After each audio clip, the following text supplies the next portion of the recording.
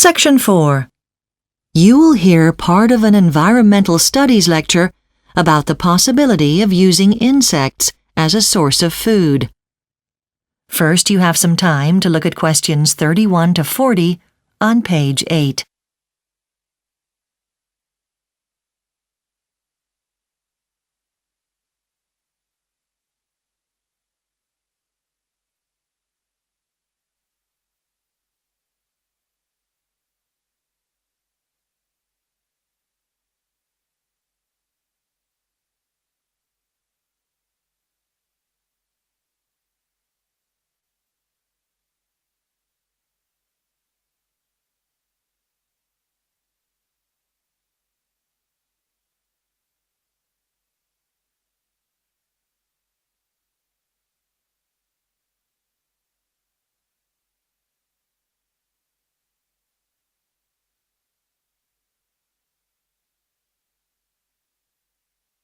Now listen carefully and answer questions 31 to 40. Good morning.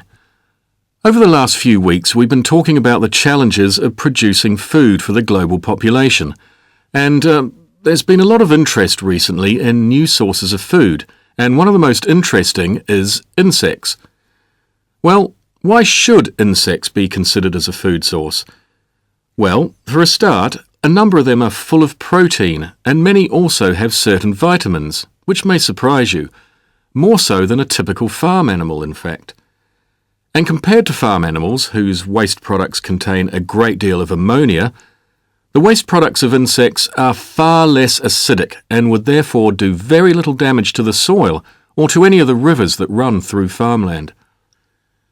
Furthermore, when it comes to the production of insects, the expense would be very low. No trees need be chopped down or forests turned to pasture, so the space that they would occupy would be radically smaller than for, say, cows or sheep. But even if some consumers decided that they'd rather not put insects in their shopping basket, we could also consider how insects might be added to animal feed, the food given to farm animals. It's already known that some insects, if they were part of the animal feed, would act as a sort of natural antibiotic within a cow or sheep's digestive system, thus removing the need for human intervention. This would be a cost-effective and environmentally friendly alternative for farmers.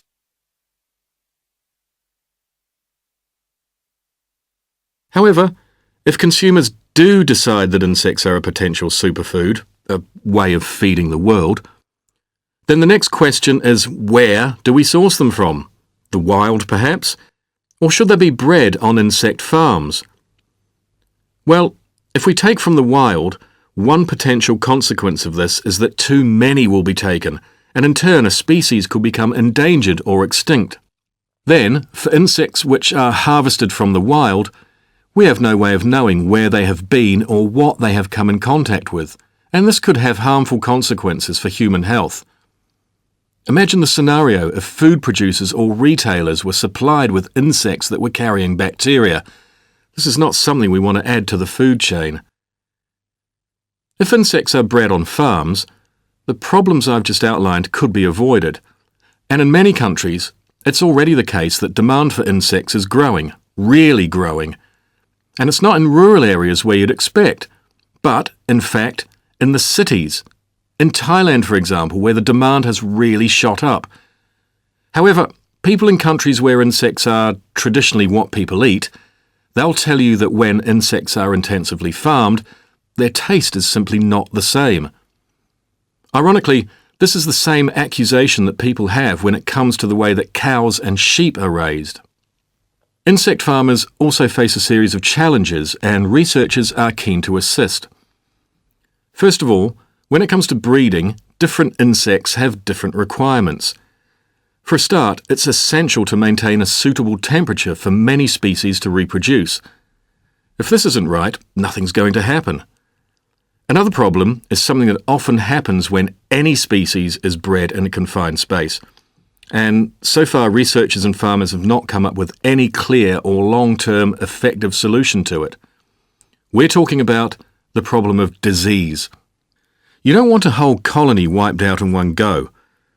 There's also the question of where insects need to be kept.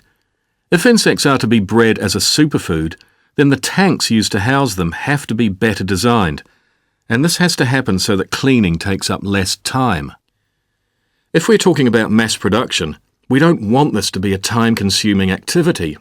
And finally, like I said before, insects have long been part of the diet in some countries, but not so in others. If farmers want to encourage people in, say, England or France or Germany to eat insects, then they're going to have to develop a strategy, and I'm not talking about production, but marketing. Something that'll persuade potential customers to try something different.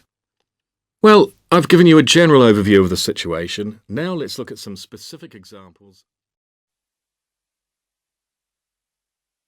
That is the end of Section 4. You now have half a minute to check your answers.